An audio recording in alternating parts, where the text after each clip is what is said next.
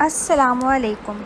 आज हम लोगों ने फ़िज़िक्स क्लास 9th के चैप्टर 2 को स्टार्ट करना है। इसके लॉन्ग क्वेश्चंस आज हमने देखने हैं, जिसका क्वेश्चन नंबर 1 है differentiate between rest and motion with the help of example show that the rest and motion are relative to observer. इस क्वेश्चन में हमने रेस्ट और मोशन को डिफरेंशिएट करना है और फिर ये भी शो करना है कि एग्जांपल के थ्रू कि जो हम रेस्ट और मोशन डिफ़ाइन करते हैं उनको हम with respect to observer define करते हैं। तो रेस्ट की बेसिकली हमारे पास डेफिनेशन होती है कि एक ऑब्जेक्ट रेस्ट पे तब होगा जब वो अपनी पोजीशन चेंज नहीं करेगा with respect to its surrounding, जबकि एक ऑब्जेक्ट मोशन में तब होगा जब वो अपनी पोजीशन चेंज कर रहा होगा with respect to its surrounding.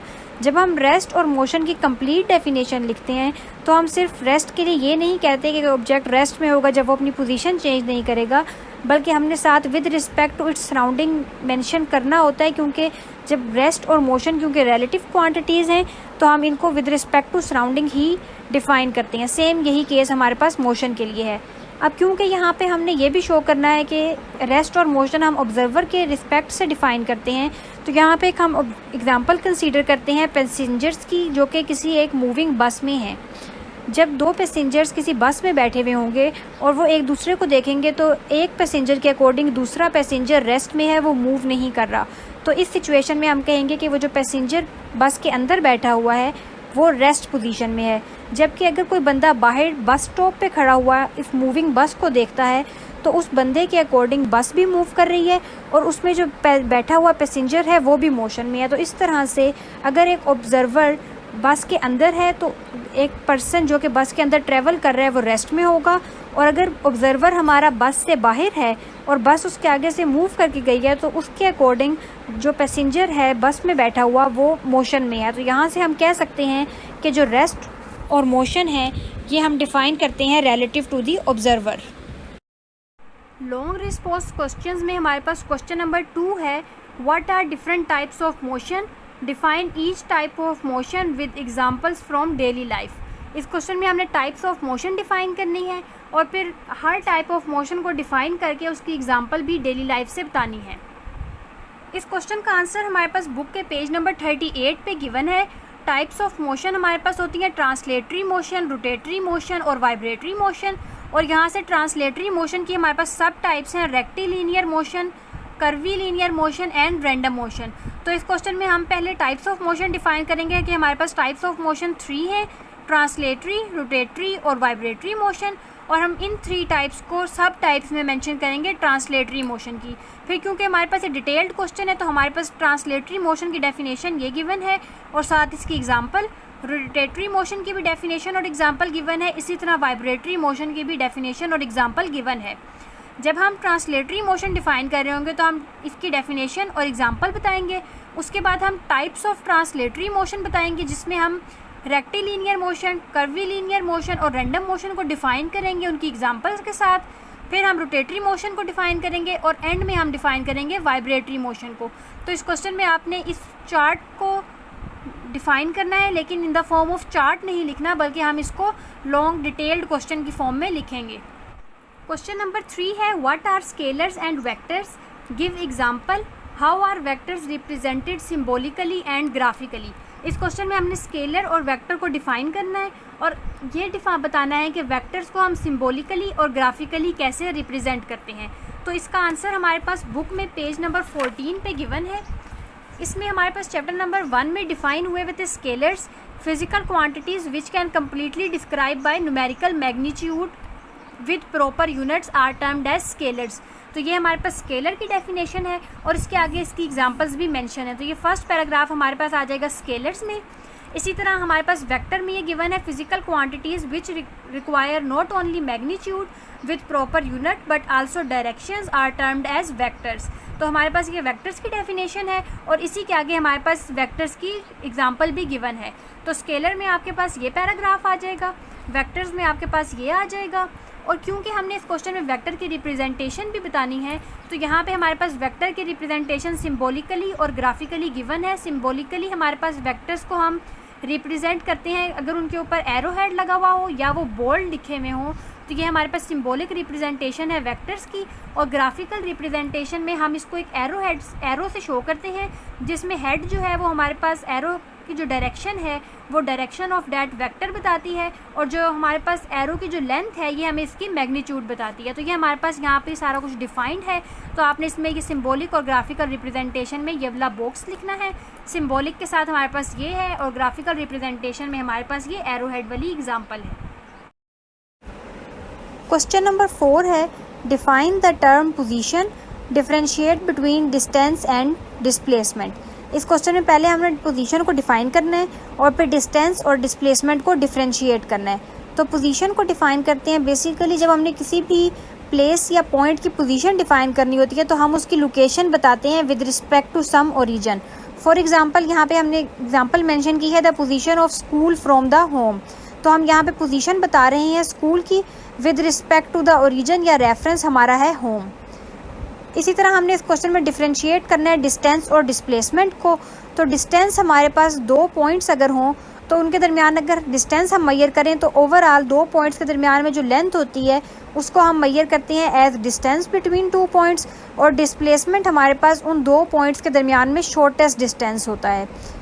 Distance हमारे पास एक स्केलर क्वांटिटी है, जबकि डिस्प्लेसमेंट एक वेक्टर क्वांटिटी है जिसमें हम मैग्नीट्यूड के साथ साथ डायरेक्शन को भी डिफाइन करते हैं। डिस्टेंस में हमारे पास ओनली पॉजिटिव वैल्यूज़ इंक्लूडेड होती हैं, जबकि डिस्प्लेसमेंट हमारे पास पॉजिटिव भी हो सकती है, नेगेटिव भी और ज़ीरो भी। ज़ीरो डिस्प्लेसमेंट हमारे पास उन केसेस में होती है जहाँ पे हमारे पास स्टार्टिंग और एंडिंग पॉइंट हमारा सेम हो।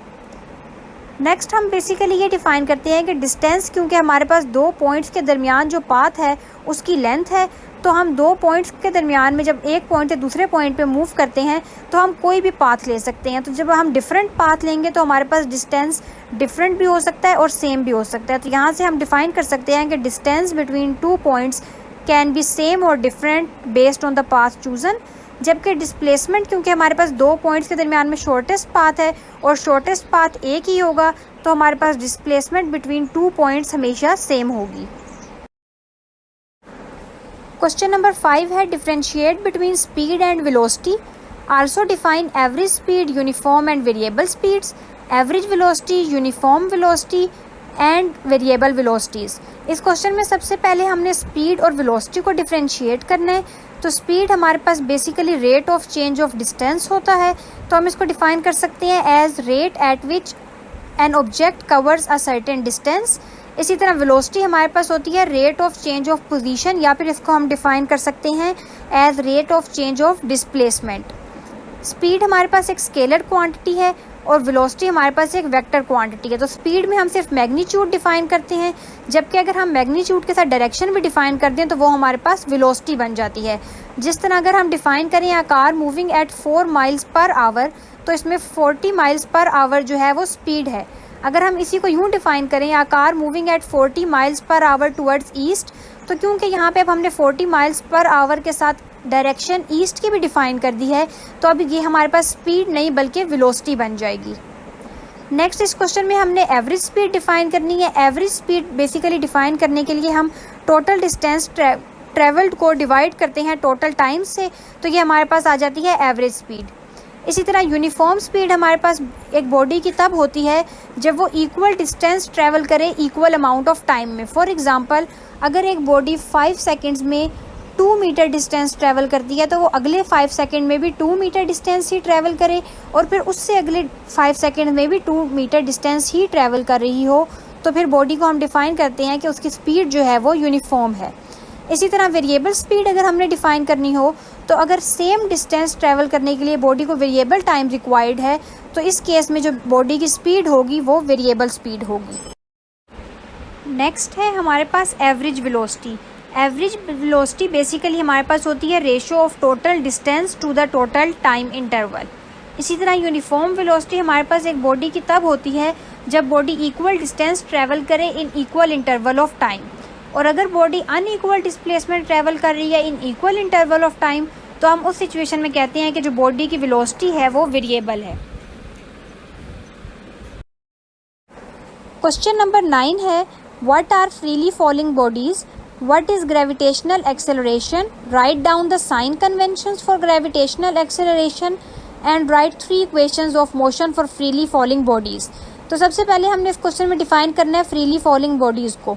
अगर एक ऑब्जेक्ट या कोई बॉडी सिर्फ under the action of gravity move कर रही हो तो हम उस बॉडी को बोलते हैं फ्रीली फॉलिंग बॉडी।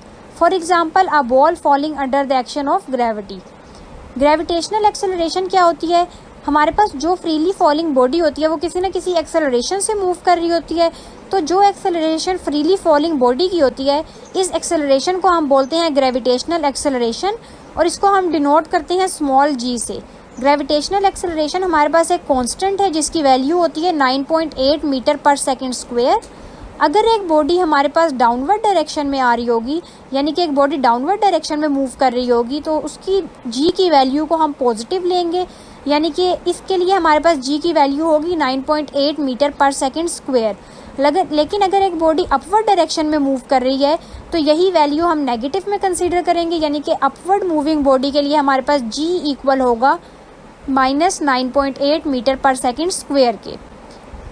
इस क्वेश्चन में हमने 3 इक्वेशंस ऑफ मोशन को भी डिफाइन करना है फ्रीली फॉलिंग बॉडीज़ के लिए। तो फ्रीली फॉलिंग बॉडीज़ के लिए भी हमारे पास इक्वेशंस ऑफ मोशंस वही रहती हैं जो हम नॉर्मल यूज़ करते हैं। सिर्फ और सिर्फ डिफरेंस ये आता है कि जहाँ पे हमारे पास एक्सेलरेशन यूज़ हो रही होती है स्मॉल a, उसकी जगह पे हम acceleration due to gravity g को पुट कर देते हैं, और जहाँ पे हमारे पास डिस्टेंस होता है उसकी जगह पे हम रिप्लेस कर देते हैं हाइट को।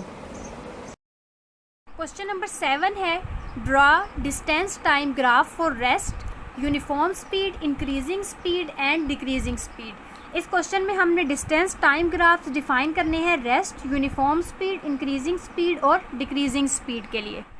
इस क्वेश्चन का आंसर हमारे पास बुक में पेज नंबर 51 पे गिवन है।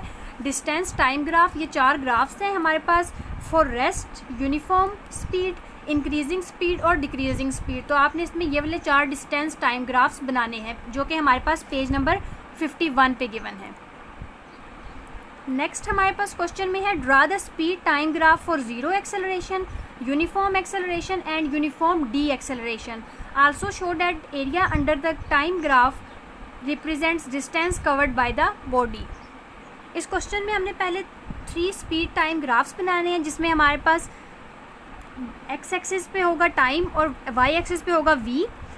ज़ीरो एक्सेलरेशन है, इसका मतलब है कि हमारे पास जो है ओवरऑल स्पीड कांस्टेंट रहेगी बॉडी की, तो यहाँ पे हमारे पास एक कांस्टेंट लाइन आ जाएगी।